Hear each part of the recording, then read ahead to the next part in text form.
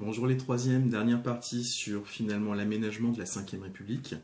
Nous avons laissé la France en 1986 avec au pouvoir le président Mitterrand qui connaît une difficulté, une première claque, puisque lors des élections législatives suivantes, c'est le parti opposé, c'est-à-dire le RPR, qui va avoir la majorité. On va se retrouver dans une situation inédite en France, qui va avoir lieu 3 fois au total. C'est l'idée qu'on va avoir ce qu'on appelle une cohabitation.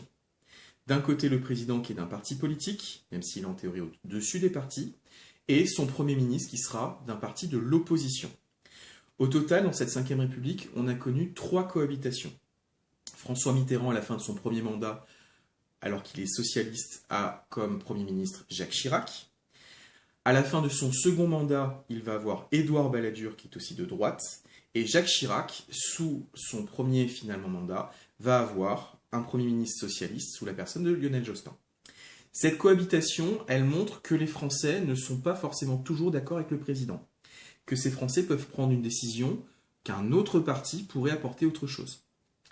Ce système, ça montre à la fois que la Ve République s'adapte, est relativement souple, et qu'on peut faire fonctionner des choses qui sont très différentes. Par contre, ça a un certain nombre d'inconvénients. Lorsque le président a la majorité, il a un pouvoir énorme en France, puisqu'on est dans un régime présidentiel, on l'a déjà vu. A l'inverse, quand le président est sous une cohabitation, son pouvoir se réduit énormément. C'est le Premier ministre qui devient extrêmement important, et le président, dans ce cas-là, il a plutôt un rôle représentatif, notamment à l'étranger. Ça veut donc dire que même sous les périodes de cohabitation, ces présidents, c'est souvent là qu'on les voit le plus dans des voyages officiels pour essayer de négocier des contrats. Ça a été un des fers de lance de Jacques Chirac, notamment lors de la cohabitation, ou tout simplement pour créer des accords. Ces cohabitations, c'est quelque chose qui fonctionne, c'est quelque chose par contre qui demande énormément de travail, et surtout s'il y a une divergence d'opinion, voire une détestation entre le président et le Premier ministre, ça peut être extrêmement compliqué. Ça a été notamment le cas lorsque Mitterrand était président et Jacques Chirac Premier ministre. C'était 2 hommes qui ne s'aimaient pas du tout et ça s'est senti énormément au niveau de leur politique. Ça peut se voir dans certaines caricatures où on voit que finalement le président ne lui demande plus son avis, que le Premier ministre considère que c'est lui qui dirige l'État. Ça a été largement mis en place, mis en scène finalement durant cette période. C'est pas totalement ni vrai ni faux, mais malgré tout, ça a pu secouer un petit peu la vie politique française, qui n'était pas du tout habituée à ce modèle-là. Le fait que la crise économique perdure, que ça soit très compliqué de sortir finalement du choc pétrolier et des vins piteuses, fait que le pouvoir des présidents a été secoué, fait que ce président, il a fallu qu'il s'adapte lui aussi. Il va y avoir de très lourdes tensions au sein de l'appareil exécutif. Malgré tout, durant toute cette période, la vie politique française, elle continue, elle s'applique. On va avoir énormément de mesures ou de lois qui vont être mises en place. Parmi les lois qui vont être décidées, par contre, pour limiter au maximum ces cohabitations, qui peuvent être délétères, sous le mandat de Jacques Chirac, il va décider de raccourcir le mandat du président. On va passer d'un septennat de 7 ans à un quinquennat de 5 ans, pour que tout simplement les élections du président de la République correspondent aux élections législatives, pour être sûr que lorsque le président est élu, c'est avec une majorité.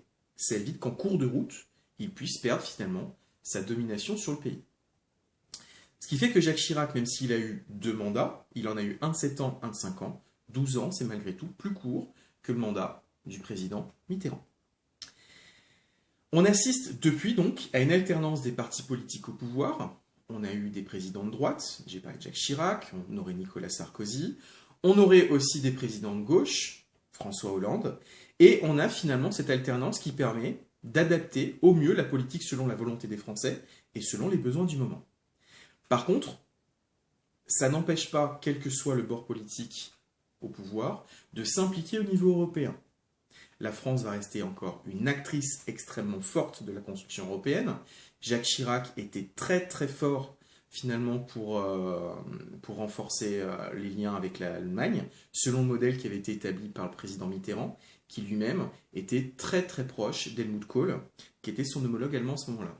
Finalement, sur toute la période, le couple franco-allemand va bien fonctionner grâce à la personne du président, grâce à la personnalité du président, et ça va permettre finalement à la France de rayonner aussi en tant que Ve République, mais aussi au niveau européen.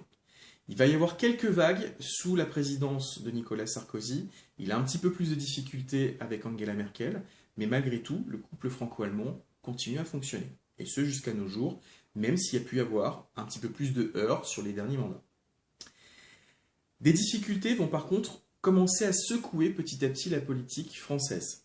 La première d'entre elles, c'est cette crise économique. Les gens aspirent à autre chose, voudraient trouver des solutions. Ils vont être prêts à écouter d'autres partis, et notamment la montée petit à petit du Front National, qui va devenir un acteur de premier plan au niveau de la politique française, qui va se faire un fer de lance finalement de s'opposer aux immigrations, à s'opposer systématiquement à la politique du gouvernement. On va voir aussi l'émergence des acteurs de la société civile qui veulent s'impliquer. Et puis il y a quelque chose qui vient directement de la population elle-même. Depuis finalement la période de l'alternance, depuis la période de la cohabitation, on voit se développer un écœurement au niveau de la politique lié à des affaires, lié finalement à un manque de changement, puisqu'on a vu qu'il peut y avoir une continuité. Et on va voir se développer très massivement ce qu'on appelle l'abstention, la volonté d'un certain nombre de personnes de ne pas aller voter, parce qu'ils considèrent que ça sert à quoi. Ça va être quelque chose qui va poser de sérieux soucis pour finalement que la politique française soit très représentative de la population française ou de la société française. À partir du moment où on ne va pas voter, on se coupe finalement de donner son avis, donc les élus correspondent uniquement à ceux qui ont participé au scrutin. 2017 est un nouvel élément qui montre qu'il y a des transformations au sein de la politique, puisque l'émergence d'un mouvement nouveau, La République en marche, avec un homme nouveau, ça rappelle un petit peu la Rome antique, Emmanuel Macron, va être élu et montre que la vie politique, elle est totalement en train de changer. Et il suffit de regarder ce qui se passe actuellement pour voir qu'elle continue à se changer actuellement. Finalement, cette Ve République, elle a fonctionné, elle s'est mise en place, elle s'est transformée, elle s'est adaptée pour résister finalement à toutes les difficultés qu'elle a pu croiser à un moment ou à un autre. Elle s'est adaptée, il y a des enjeux très forts qu'on continue à affronter actuellement, mais malgré tout, ces institutions sont stables et lui permettent de fonctionner dans les meilleures conditions. Malgré tout, c'est la société qui se transforme. Et cette société, elle a envie finalement qu'on s'adapte à ses besoins. Donc dans un dernier temps, nous allons maintenant voir comment a évolué la société française depuis la fin de la Seconde Guerre mondiale jusqu'à nos jours. Je vous remercie de votre attention. On continuera au cours prochain. Et je vous souhaite une bonne fin de journée. Au revoir.